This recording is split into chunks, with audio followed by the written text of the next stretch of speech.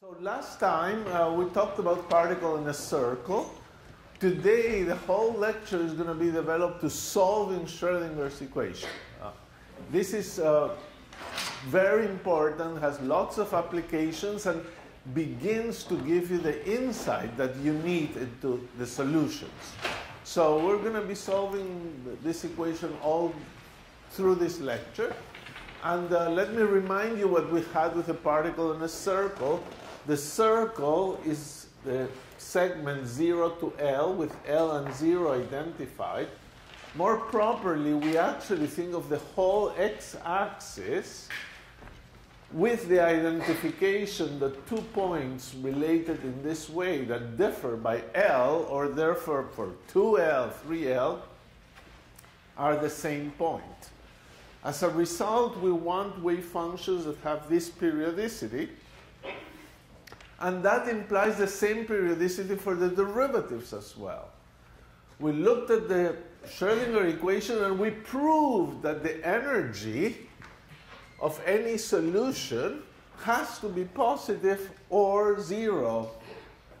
And therefore the differential equation, the Schrödinger differential equation, can be written as minus k squared psi, where k squared is this quantity and it's positive, so k is a real number. That makes sense.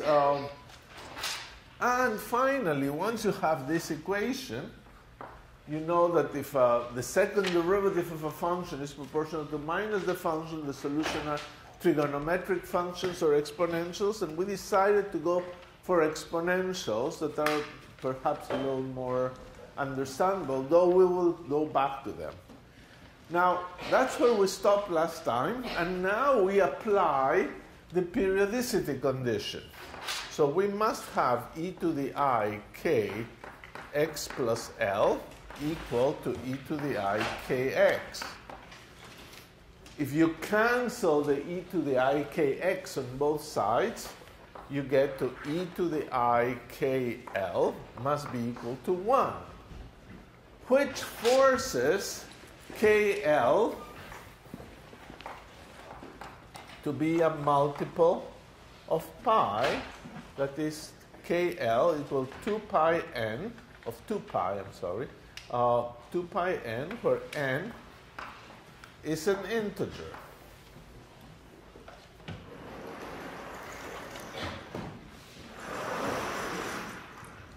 So those are the values of k. We'll write them slightly differently. We'll write kn with a subscript n to represent the k determined by the integer n, so it would be 2 pi n over L. Now,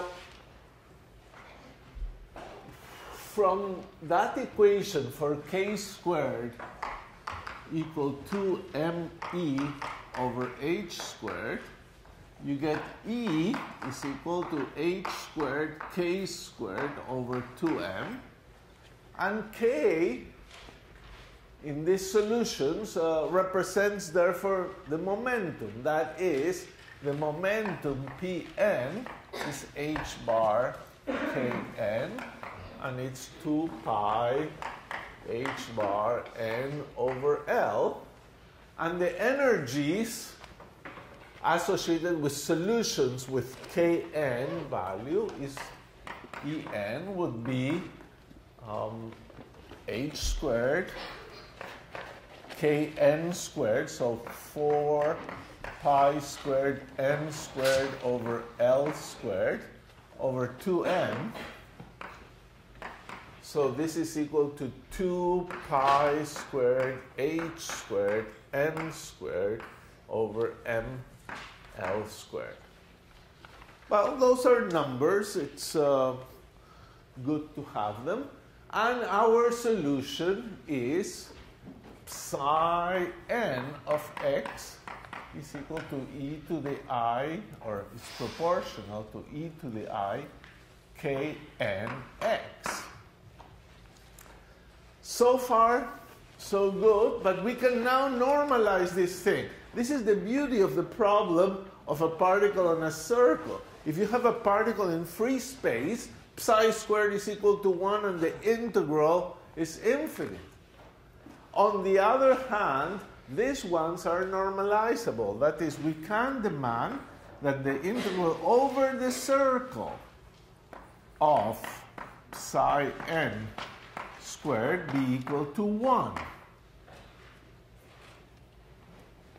So how do we do that? Well, I'll write it a little more explicitly here. Psi n of x will be some constant times e to the I k n x. And therefore, this thing is the integral from 0 to L dx of the constant squared. The constant can be chosen to be real. N squared times psi n squared, which is this exponential squared is just 1. This is 1. So it just gives you L times n squared is equal to 1. So n is equal to 1 over square root of L.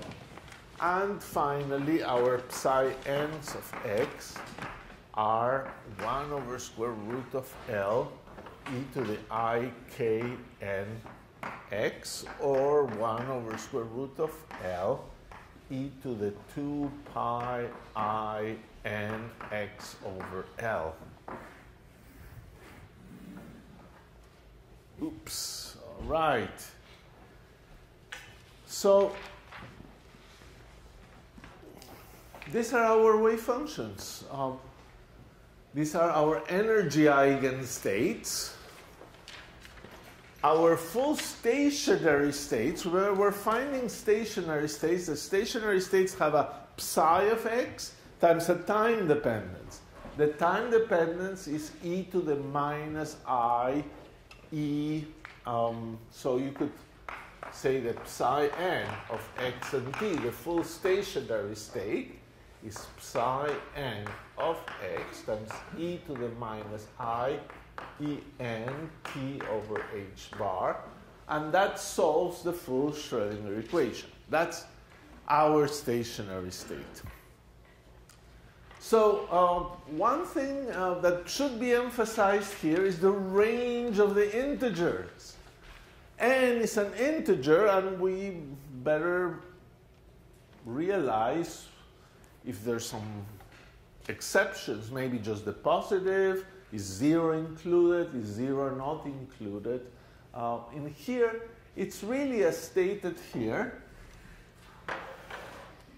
It's all the integers, n from minus infinity to plus infinity.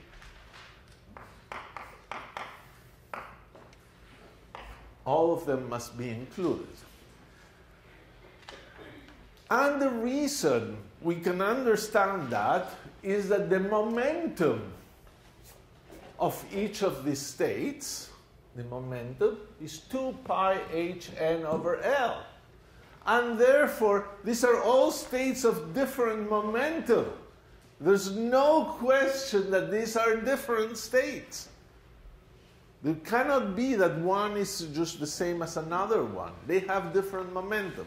They represent a particle going with some momentum around the circle, and that momentum is quantified by n. It could be in the positive direction or negative direction.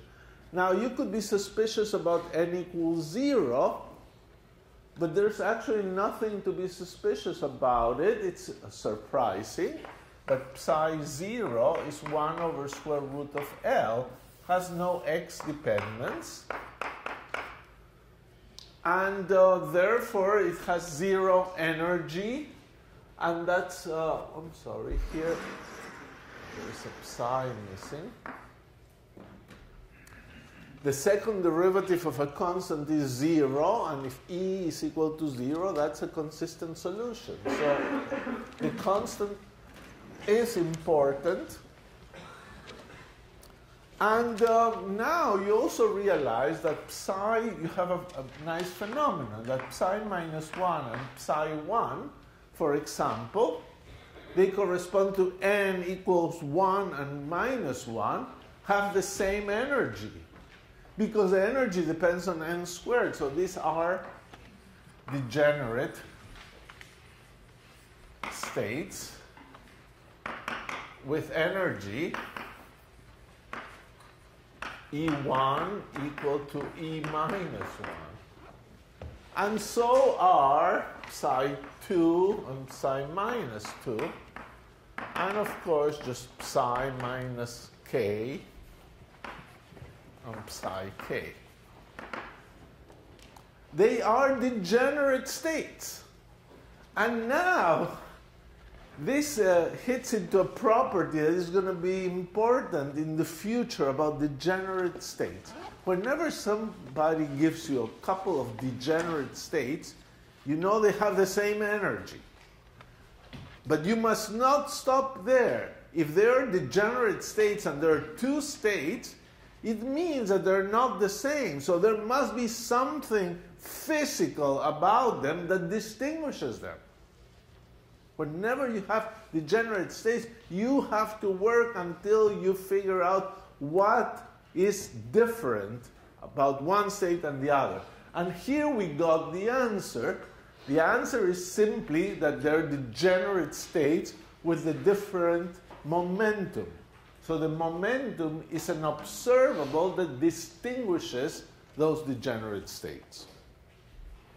In fact, as we've written here, P on psi n of x is equal to Pn psi n.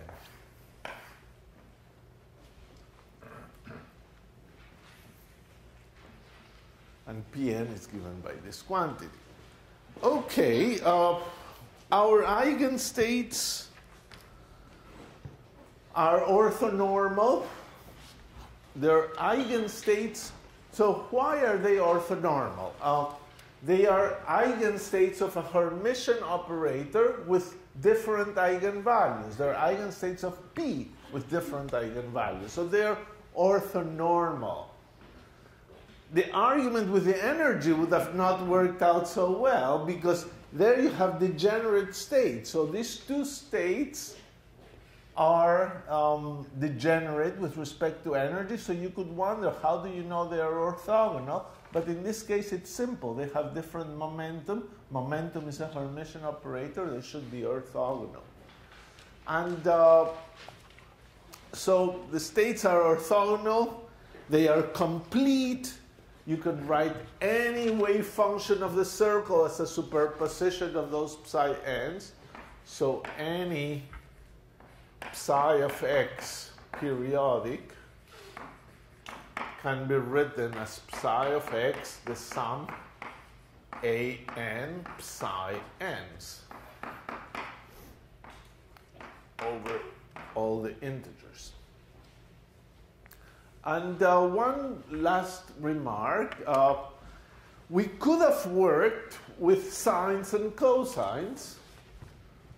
And therefore, we could have worked with psi k plus psi minus k.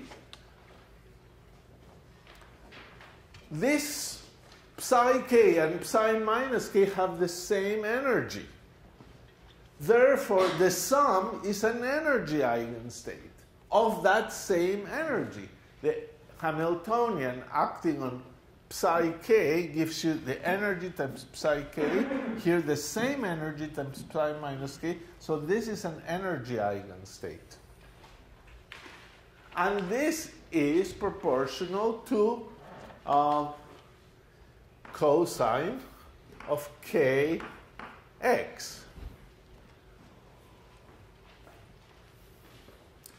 And this is an energy eigenstate, you know, because two derivatives of a cosine will give you back a cosine. Similarly, psi k minus psi of minus k is proportional to sine of kx, and that's also an energy eigenstate. Both are energy eigenstates. So this is kind of the way you can reformulate the Fourier's theorem here. You could say anything can be written as a superposition of all the exponentials, including the exponential with n equals 0, which is just a constant. Or alternatively, everything could be written in terms of sines and cosines, which is another way of doing the Fourier theorem. These are energy eigenstates, but they're not p eigenstates anymore.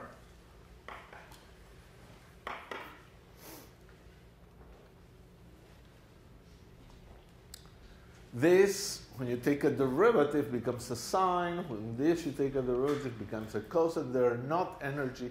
They're not momentum eigenstates. So you can work with momentum eigenstates. You can work with energy eigenstates. It's your choice. It's probably easier to work just with momentum eigenstates. So that's it for the particle in a circle. We have 3 problems to solve today. Particle in a circle, particle in a box, and particle in a finite well.